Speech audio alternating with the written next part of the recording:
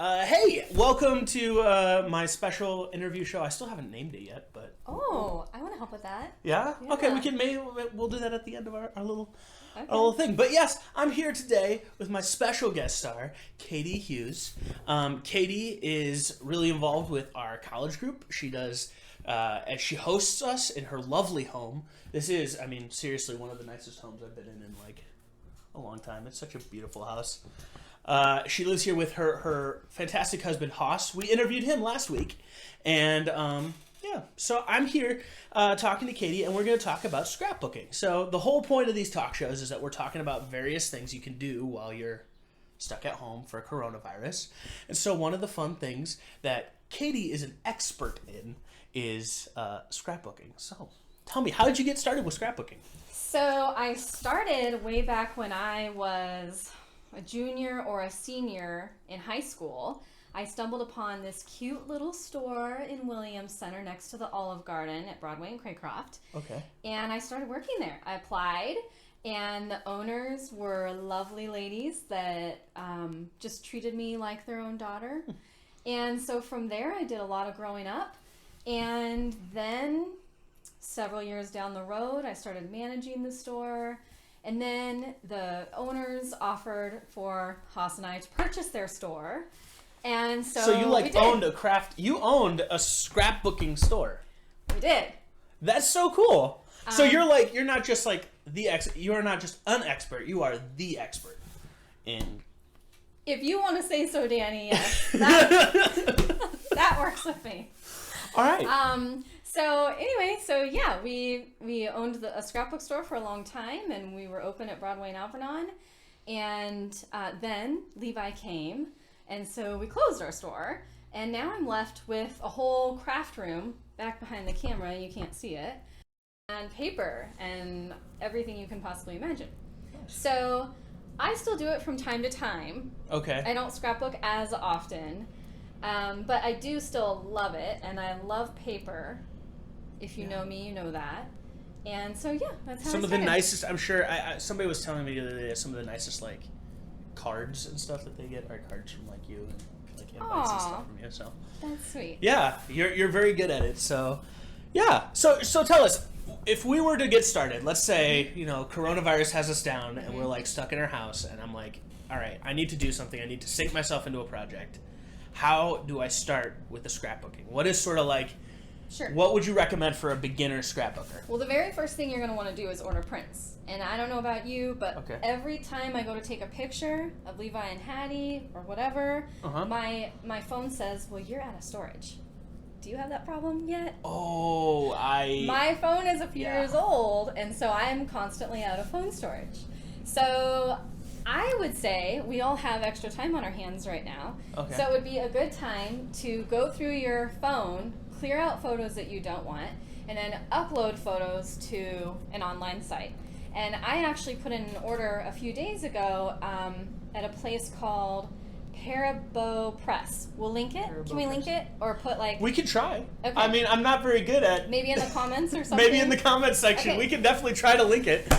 Throwing this at Danny because right now they're doing 20 free prints. Ooh. And they're really nice. They're like on a really thick cardstock. They're square. Nice. They have a white edge. So they look really modern and clean. Nice. So they're it would be a fun place to order from. So Okay. upload that, put their app on your phone, and order some photos.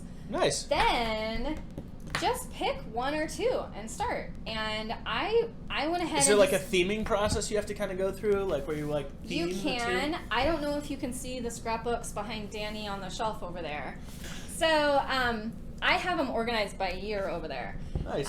But like you said, that's probably for the expert scrapbooker maybe. Okay. So you certainly don't feel like you have to do that. You could do just one page at a time. You could gift it to somebody. You could frame it. Mother's Day is coming up. You could take this time to do a picture of you and your mom and frame it. Oh, that's such a nice idea. Yeah, or you could start on Christmas presents. You can do smaller books like this one, and like you could put a theme in them. Like you could do it for a friend or something like that for Christmas, and get it done while you're stuck at home right now anyway. Nice. That's such a great idea. I might do that. I So- might need to borrow some scrapbooking supplies and do that You after can we're do done that, here. Danny. So anyway, I went ahead and pulled a couple pages from some of my albums just to show that you can use scraps. Because I know a lot of people won't have access to paper. Actually, I think craft stores are open right now. I think so too. I think I went by Michael's the other day. Yeah, it was the only one open right there in that strip mall. Yeah. So you can go grab some scrapbook paper. But if you don't have that, there's all kinds of different magazines and media pieces or catalogs that come with kind of trendy like pieces here and there, graphic art, and you could cut them apart and use them. And so I pulled some pages that just use scraps. And so you can go, you can be creative with how you are cutting up different pieces of paper. So I'm showing you that there's like little triangles. This is a solid piece of paper yeah. with lots of just little things on the side. I like the way you did the ribbons on this one with like the little divots on the side. Well, thank you. So, Thank you. Yeah, so they're all just different ones. This is from Hattie's 3rd birthday. Oh, and you'll nice. notice too that I just chose one picture for each of these. Okay. And so it doesn't have to be, you don't have to have a ton of pictures from an event or anything. You can just do one. That's sort of the stereotypical scrapbook that I've sort of seen or heard about is like you get like 10 or 5 pictures, 5 to 10 pictures, and you kind of like cram as many of those on a page as Well, and as you can can get. do that. I have these pictures of Levi when he was little, and it's kind of hard to choose which one of these because they're all so stinking cute. So you certainly can put more than one photo on a page. Right. But I mean, I guess that's just kind of a scrapbooking trend right now. So It's just one with then like the nice Yeah. decoration. That's cool. I like that. So then what you would do is I went ahead and pulled a picture of Hattie. This is, I'm not sure how old she was, but these are her first pigtails that she ever had. No way. So, But that's like a classic look for Hattie now. It's like the pigtails. She can rock the pigtails. So I kind of was going through and just finding some pretty florals. And so from there you can kind of decide like, do you want to contrast it with a different color? Or do you want to do something that kind of pulls out the colors in the photo? And so that's the very next step is to pick which paper you think looks best with the picture that you're doing because you don't want to take away from the picture. Right. And so then I would probably choose a solid color to complement whatever print I have going on and decide if I'm going to do mostly print in the background, like this one has a print in the background, whereas this one has a solid in the background. And so then I would make those big life decisions. After you pick the photo. Yes. Okay. And then pick the paper. And then from there, really your essentials are just going to be tape and scissors. Nice. And so you tape the picture in, and then you kind of dash it up. You pizzazz it up with some. I use fancy double stick tape, but they of course have dispensers of just double stick tape that you can just tear off. Yeah. And then I do have a paper trimmer and scissors. But I recently bought a paper trimmer. They're really nice. Did you really? What for? I craft in my free time. No, you don't. I do. Okay, Danny crafts. That's great. I do. I like crafting, and I'm an artistic soul. What can I say? Oh, Haas is laughing over there. I know he is. He makes fun of me for this kind of stuff all the time. Who was it? The other day I was in Michael's, and Kristen Wright actually bumped into me in Michael's, and she was like, "See, I knew Danny was a crafty person," and I was like, "Yeah, okay, yeah, you got me. My secret's been unfurled." So, yeah. Maybe it goes with that 7 personality type. I agree. Aren't you a 7? I am a 7. All right. So I didn't know. I didn't. I forgot you were a 7. Of course I am. See, this is why I love talking to you. Yeah. 7s are pretty great. So what other questions do you have? So yeah, what is your favorite part about scrapbooking? What about scrapbooking? Like, why should people scrapbook? Well, at first, I liked it as a creative outlet before I had kids. But now that Levi and Hattie are around, they constantly pull those albums off of the shelves and look through them. And so they're cool. like, oh, and it's kind of fun. It warms my heart for them to get excited about the pictures that they're in. And they can, when I die someday, they can fight over the albums. Oh man, I mean, that's a lot to think about right there. Cool. I mean, it is cool. I like my parents have old photo albums, and like you kind of look through them and you flip through them, but if they're just kind of like, oh well, there's a bunch of pictures in here, and that's cool. But having the scrapbook like adds so much more to that, and like gives it a little bit more flavor and character, and you get to kind of have an input onto like, hey, this is what I was thinking when I saw the picture. So that's really cool. And it's fun to do with friends too. That, you know, you could definitely invite people over. Well, maybe if you sit 6 feet apart, which... Oh, well, here, do I need to move over even more? So, yeah, it's fun to do with friends, and... Nice. Yeah. Yeah. What and what is your favorite part? So do you just like the creative outlet aspect of it, or like what brings you back to scrapbooking? After having owned the business and all that stuff, and I'm kind of weird. Okay. Which I think you know, but I the paper. The paper. I nice. like paper. Yeah. Especially all the different textures to the paper. You know, so cool. the textures, and honestly, paper smells good too. I know that's really weird. I shouldn't be confessing that right here. No, it's to YouTube, but I get it. Yeah. I don't know. It's paper. It's visually stimulating, and I like. Yeah. The smell of paper is funny. My so whenever we went back to school, me, my mom, and my sister, we would go buy school supplies. And in Germany, they have specific paper stores, in like their downtown area, which is like paper and then arts and crafts like type of stuff. So it's like paper, clay, fancy pens. I have yet to find. There's a lack of fancy pens the way that they had them in Germany. So like fancy pens, and we just go to these stores, and so even now smelling the paper, I relate to you on that, in that like even now smelling paper, like it almost transports me to those old like little paper stores. Actually, I've heard there's a candle online that has a paper scent. Ooh. I know. I need to get one. Hey, that sounds really good. House is laughing at us. He continues to look over here. He's over there in that little room laughing at us. Nice. So anyway, if anybody has any questions about this, feel free to reach out to me. And if I see you at church, I would love to know if you went and did some scrapbooking. Yeah, that's so. Actually, you should send me pictures of your scrapbooking efforts, and we'll like show them to Katie, and then that would she be can like awesome. see.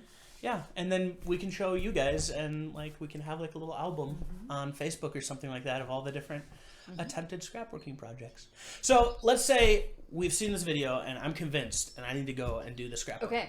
What are the essential tools I need to get the job done? So you mentioned the double stick tape, paper, and a photo. What else do we need? That's it, because I have to be honest, scrapbooking can be expensive. And, I'm showing you mostly pages with just paper as the design, but there's all kinds of embellishments and stickers and 3D elements, buttons and things, and those things add up. They can be, $5 for a package, or even some sticker letters. Those can be kind of expensive. And so I guess if I was going to add in one thing extra other than glue and paper, I would say probably a sheet or two of sticker letters, because I use those a lot for titles. If you have a working printer, you of course can do a lot on that, because you can feed scrapbooking paper through a printer. So you can do lots of design work on that and titles and stuff, and then just cut them out and add them to your page later. But yeah, I think scissors, paper, adhesive, and then maybe just a few embellishments. And of course you want to buy paper that inspires you.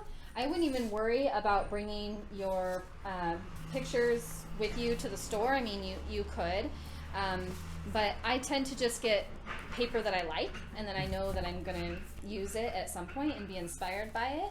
A lot of the paper now is double-sided, so if there's, these are totally different.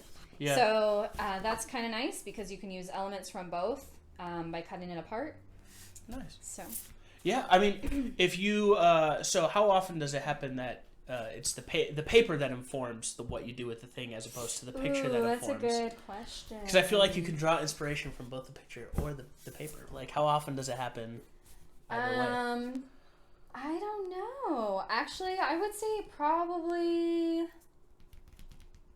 I always choose the paper because of the colors in the photo. Which, I mean, for something like 4th of July, that's kind of obvious. Right. To do red and blue. And then, like in this one, Levi's wearing blue in this shirt, so I chose blue.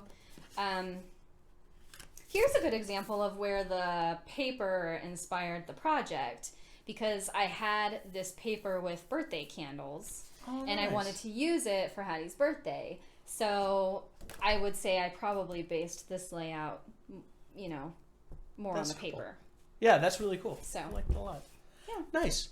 All right. So last question I'm going to ask you is, Corona lockdown has happened, and everything sort of has been sort of slowed down. What is your tip for everybody on how to get through the crazy coronavirus season?